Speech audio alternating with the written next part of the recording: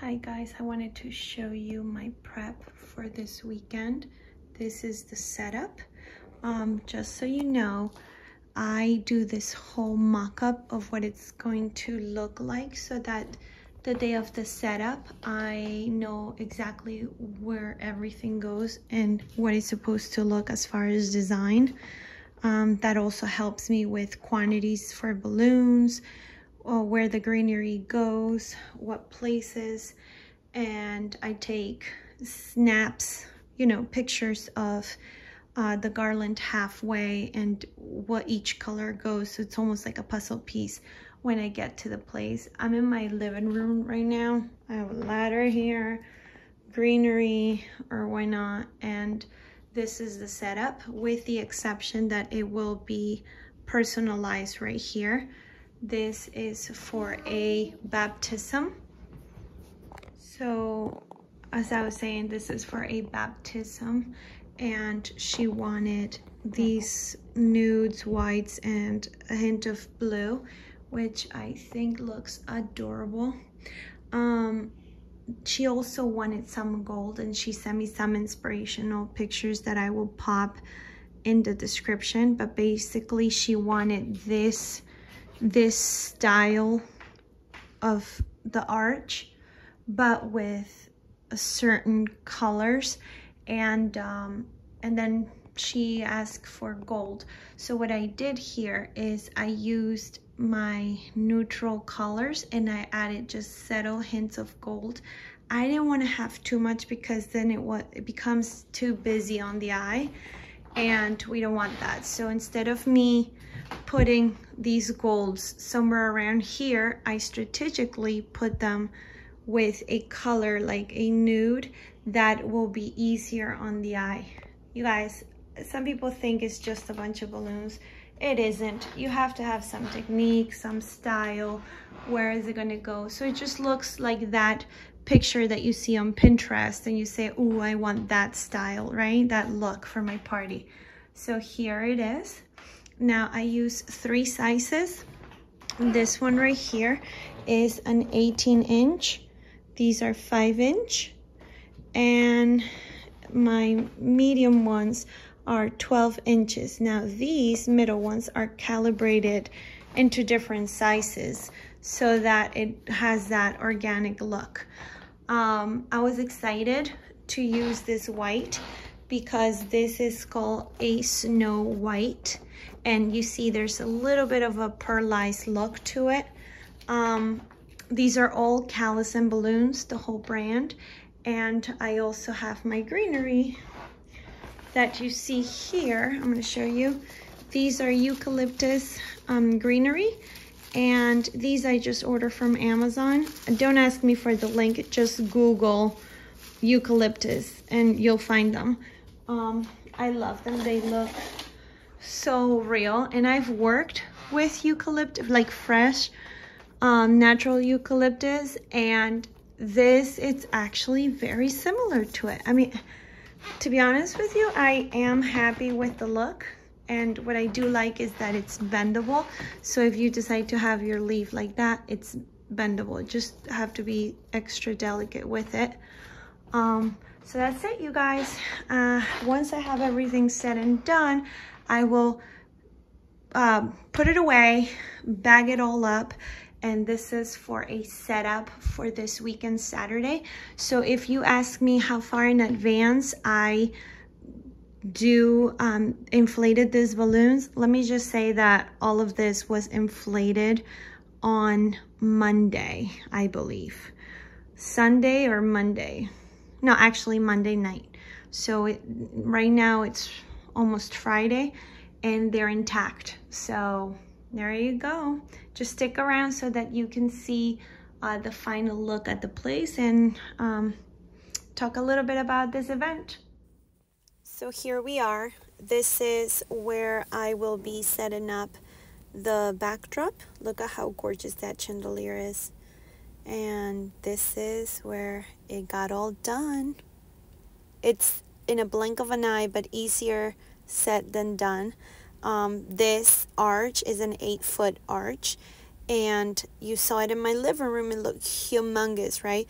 But at the place, for that scale, it was perfect. It was such a statement, and it's not too little, not too huge, but it worked, and it looks amazing and stunning. Hi guys. Okay, so this is a little bit of story time about this event.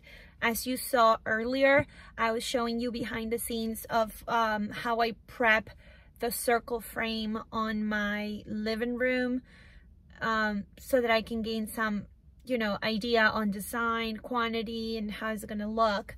And I also showed you videos of the setup and how beautiful it turned out.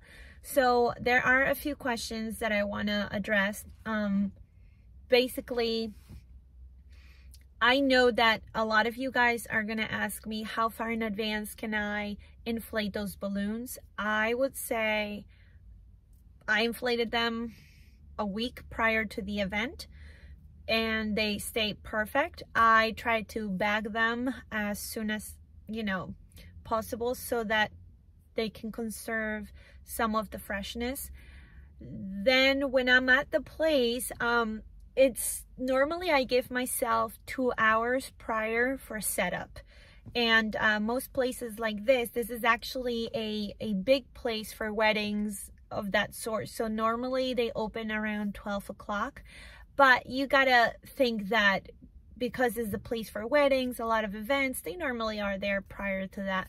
So I give myself 2 hours prior to the startup of the event for setup, and I actually arrived there like a little bit earlier if I can, and they let me in, which in this case I've done this place plenty times and they're very cool about it because people are providing food, their DJs are coming, you know, providing entertainment, they're setting up. So there's a lot of little minions out there that are working to get the event ready, you know, like I encounter a lot of like managers for the place, waiters, DJ people, cleanup crew. Like a lot of people are all over around me while I'm setting up balloon displays.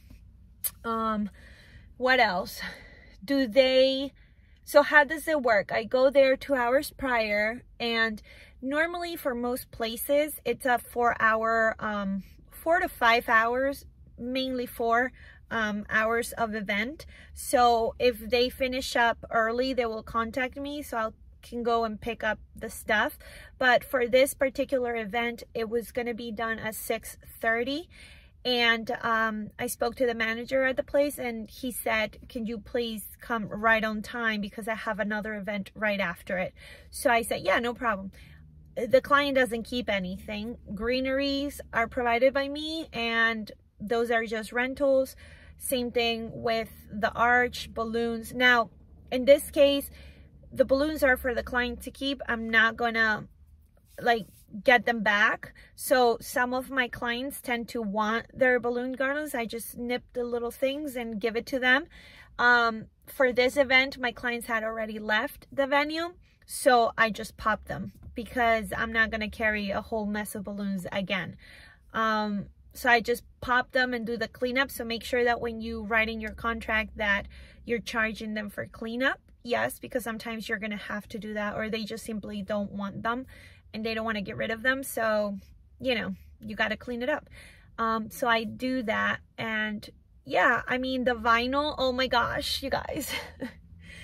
This is the type of setups that I always say to myself, I'm never going to do again. Like not the arch, but the vinyl. So listen, take it from experience. I'm using fabric as the backdrop, right?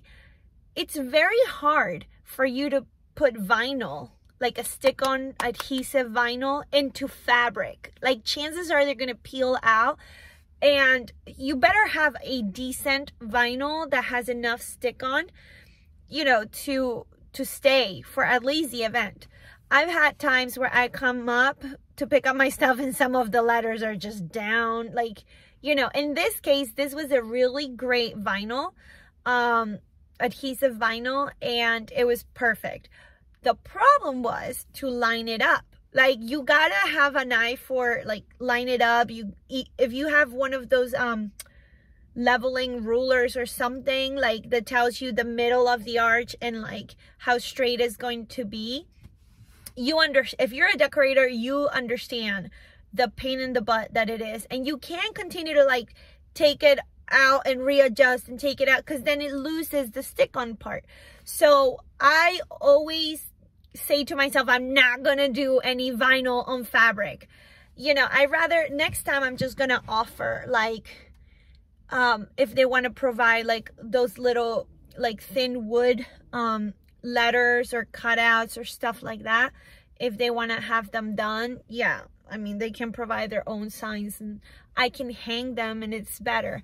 But the vinyl, ugh, it just stresses me out because it's never right. Like, even though this turned out beautiful, I wasn't stressing over it. And I thought the biggest deal was nobody's going to go into a venue and a party and like overanalyze, oh, this letter is slightly higher than the other, or this letter is bigger than the other. It's a little crooked. Like, I would, because I'm a designer and I know what I put out, but guests are not gonna, you know.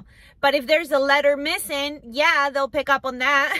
So I kept telling, because my husband helped me, I kept telling him, like, I can't readjust it anymore. Like, I can't, if I do that, the stick-on part is gonna just go away and it's not gonna stick. So I rather, even if it's a tad crooked, just put it in there as long as it's stick on, you know what I mean? And all in all, it turned out beautiful, but that was the only part of this setup that I was stressing about, the vinyl. Sometimes it's just the biggest setup and it's just the tiny, tedious little things that throw you off the most. But you live and learn. This is how you gain your experience. You learn and you make the best out of it. You know, sometimes you mess up, you know. So it's a learning process. But all in all, it turned out wonderful. And I hope you guys enjoy videos like this as well.